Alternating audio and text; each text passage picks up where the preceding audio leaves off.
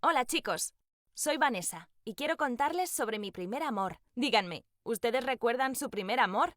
Sí lo recuerdan, ¿cierto?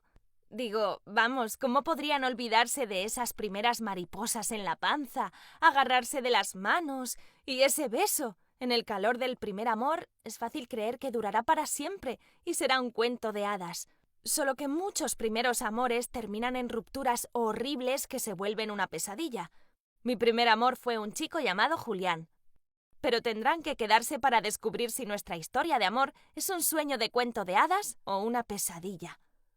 Julián y yo empezamos como amigos, mejores amigos. Él vivía frente a mi casa y nuestras familias eran cercanas. Estábamos juntos todo el tiempo, tanto que nuestros padres bromeaban que nos casaríamos algún día. En ese entonces pensé, imposible, pero solo éramos niños en ese momento. Luego, cuando tenía 10, empecé a verlo diferente. Él era muy lindo y dulce y pensaba en él todo el tiempo. Yo también le gustaba. Me compraba mis dulces favoritos, me dejaba jugar videojuegos con él y me defendía cuando los chicos de la escuela me molestaban. Y cuando tenía 15, Julián y yo estábamos en nuestro lugar favorito. Era un viejo árbol enorme en medio del parque. Íbamos mucho ahí y nos recostábamos en el árbol. Hacíamos nuestra tarea, escuchábamos música con un audífono, leíamos libros, básicamente todo para relajarnos. Fue entonces que me dijo unas noticias que me dejaron en shock. Su papá obtuvo un trabajo en Alemania y ahora iban a mudarse. ¿Qué? ¿Cómo podía ser? Estaba tan sorprendida que empecé a llorar. Esperaba que me consolara, pero él sacó una navaja de bolsillo y empezó a tallar el árbol. Cuando terminó me dijo: ¡Tará! ¿Cómo se ve? Él había tallado J corazón V en el árbol. ¡Oh, Dios! ¡Él también me amaba! Sentí que me sonrojaba y no quería que me viera así. Entonces bajé la mirada y fui a darle un golpe en su brazo. Pero terminé golpeando su rostro. ¡Ups! Julián se sostuvo su rostro y gritó: ¡Vanessa! ¿Por qué fue eso? Lo siento, no quería a Julián. Yo siento lo mismo, le dije.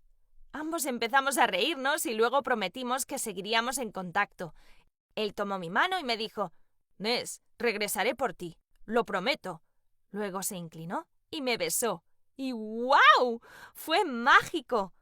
Y luego se fue. Las primeras semanas sin él fueron las más difíciles.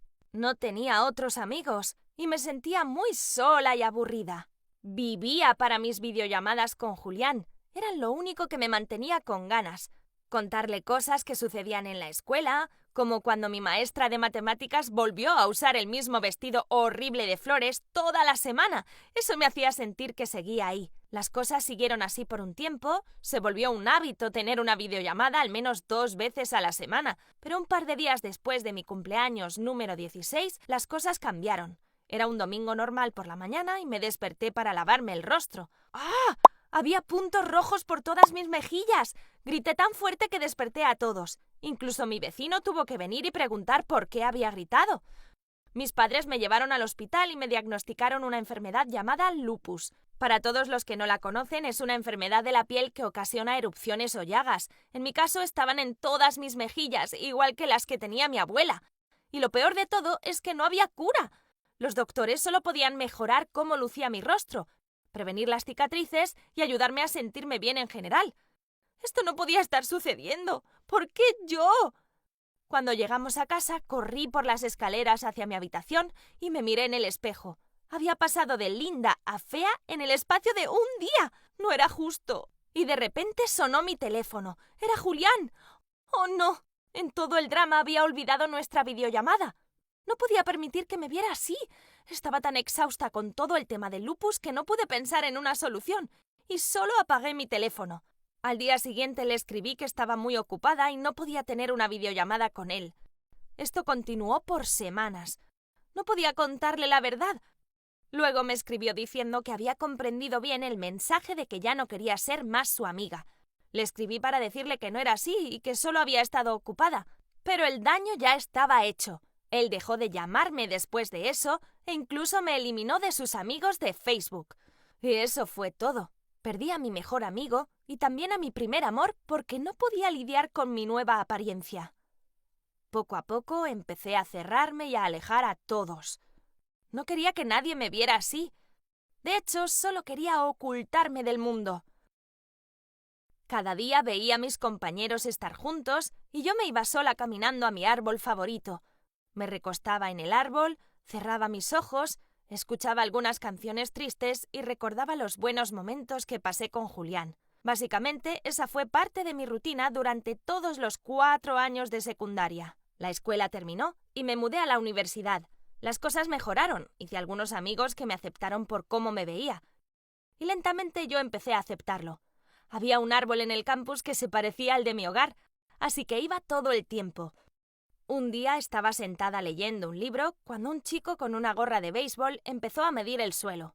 Luego, sin mirarme, él dijo: «Disculpa, ¿podrías moverte?». Yo estaba confundida y pregunté: «Claro, pero ¿por qué?». El chico respondió: «Oh, la universidad va a construir una nueva cafetería aquí, así que debemos remover este árbol». ¿Qué? ¿Querían cortar mi lugar favorito en el campus para poder construir una estúpida cafetería? ¡Imposible! ¿Quién era este tipo? ¿Y nadie le había dicho que era grosero no ver a las personas a los ojos cuando hablaban? Empecé a darle mi opinión. Todos los arquitectos son iguales. Nunca les importa lo que deben destruir para construir un edificio horrible. Deja este árbol o te voy a cortar a ti. Luego lo miré con desprecio. Él solo se encogió de hombros y siguió midiendo. Eso me enojó tanto que lo pateé en el trasero, ocasionando que se cayera en el suelo. Su gorra se cayó y ¡guau! ¿Podía ser? ¿Julián? ¿Era él de verdad? ¿Pero cómo? ¿No estaba en Alemania? ¿Por qué estaba aquí? ¿Y por qué no me reconocía? Digo, tenía un peinado diferente y todo eso, pero no creo haber cambiado tanto. ¿O era por mi lupus? De repente lo escuché decir: «¿Qué? ¿Estás loca? ¿Qué te sucede?» ¡Oh, Dios! Había olvidado que él seguía en el suelo. Murmuré un lo siento y regresé de inmediato a mi dormitorio. Esa noche no pude dormir. De hecho, solo podía pensar en Julián. Era tan apuesto y tan alto. ¿Cómo pudo volverse tan apuesto? ¡Oh! ¿Por qué esta estúpida enfermedad tuvo que escogerme? Ahí estaba mi primer amor, justo enfrente de mí, después de todos estos años separados. Pero por mi enfermedad, él no sabía quién era. Él había florecido y yo, bueno, yo no. Tal vez era mejor que Julián no me reconociera. Si él supiera que así me veía ahora, ¡oh cielos! No quisiera imaginarme lo vergonzoso que sería eso. Entonces dejemos eso de lado por ahora. Lo primero que necesitaba hacer era salvar mi árbol. No iba a permitir que la universidad lo cortara. Investigué y descubrí que la construcción empezaría en una semana, así que tuve tiempo de convencer a tantos estudiantes como pude para protestar contra eso. Y cuando llegó el día, tenía a unas 20 personas conmigo. Todas teníamos pancartas que decían «¡Salven el árbol!» y «¡Detengan la tala!». El jefe del campus, Julián, y los trabajadores de construcción estaban intentando que nos fuéramos, pero éramos insistentes. Al final tuvieron que retrasar las fechas de construcción. Uno de nosotros permaneció en el árbol en todo momento, bajo lluvia o sol. Era cansado y frío, pero valdría la pena si el árbol era salvado.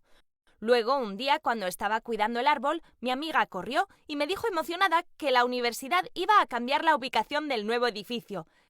Esas eran buenas noticias. Aparentemente, Julián les había dicho que el suelo era más apropiado en otra ubicación. ¿Por qué nos ayudaría de repente? ¿Había cambiado de opinión? Fui a clase con esas preguntas todavía en mi mente. Y después de la escuela, volví a ir al árbol y, para mi sorpresa, vi a Julián parado junto a él. Caminé hacia él y le pregunté: «¿Por qué los convenciste de cambiar la ubicación del edificio? Digo, lo apreciamos, pero ¿por qué cambiaste de opinión?». Julián se congeló por un segundo y luego dijo: